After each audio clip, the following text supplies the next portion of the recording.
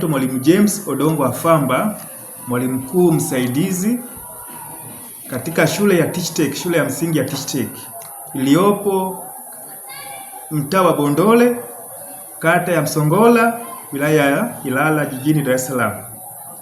Shule ya Teach-Tech ina mandhari mazuri na inafundisha masomo yote kwa lugha tofauti tofauti, lugha ya Kiingereza, lugha ya Kiswahili na vile vile lugha ya Kichina. Watu naomba sana ndugu wazazi, mtuletee watoto wenu katika shule yetu ya Teach-Tech. Pamoja na hayo, shule yetu pia haijarudi nyuma katika masuala ya vipaji. Tunafundisha watoto wetu, wanafunzi wetu katika masuala mengi ya vipaji, ikiwemo michezo mbalimbali kama mchezo wa miguu ambao tunaita ni football, volleyball, netball pamoja na riadha. Tunategemea wazazi wote wanaonisikia, napenda tuwe wote kwa pamoja tuweze kuwasaidia watoto wetu, maana mtoto ni wa kila mtu, hakuna mtoto wa mtu mwingine. Maana tukimsaidia mtoto tutajua tunamsaidia taifa. Kwa tunaomba wazazi wote, mimi kama mkuu wa msaidizi wa Teach-Tech, naomba sana wazazi wote wanaonisikia watuletee watoto kwa ajili ya mafaida ya kesho. Maana ukisomesha mtoto umesomesha taifa.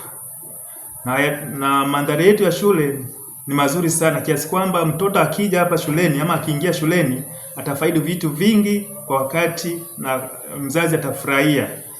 Na mtoto mwenyewe atafurahia kwa sababu gani? Sio elimu tu, bali atapata mafunzo ya kimichezo, atakuwa na elimu ya kimichezo ambayo tunasema ni academy. Kuna baadhi ya lugha ambapo pia atajifunza lugha za kigeni, kwa mfano kama Kichina, atajifunza kompyuta. Maana hivi dunia imeshabadilika, teknolojia imeshakuwa kubwa. Bila masuala ya sayansi na teknolojia mtoto hawezi kufanya vizuri. Kwa tunawaomba wazazi walete watoto wao waje wasome kwenye shule maarufu ambayo shule inajulikana kitaifa kulingana na matokeo yake ambayo tunafanya kila siku. Watoto wanafanya vizuri kitaaluma na tujarudi nyuma, pia kimichezo pia tuko vizuri. Kwa tunaomba sana wazazi waje walete watoto. Sasa hivi shule imefunguliwa, tunatarajia kwamba kila mtoto awepo shuleni kwa ajili ya faida yake ya kesho na ya baadaye. Shule imeshafunguliwa na kuna baadhi ya watoto ambao bado wako nyumbani.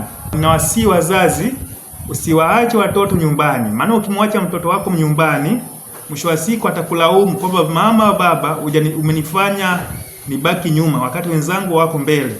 Naomba watoto wapelekwe shule wasome.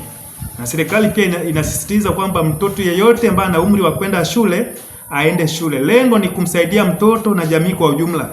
Maana ukimsomesha mtoto ama mwanao, tayari umemsaidia yeye pamoja na familia yake baadaye.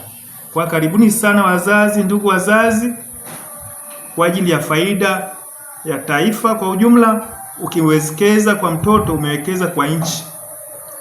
Tuwe na watoto kama hao ambao mwisho wa siku watakuwa viongozi wetu wa baadaye.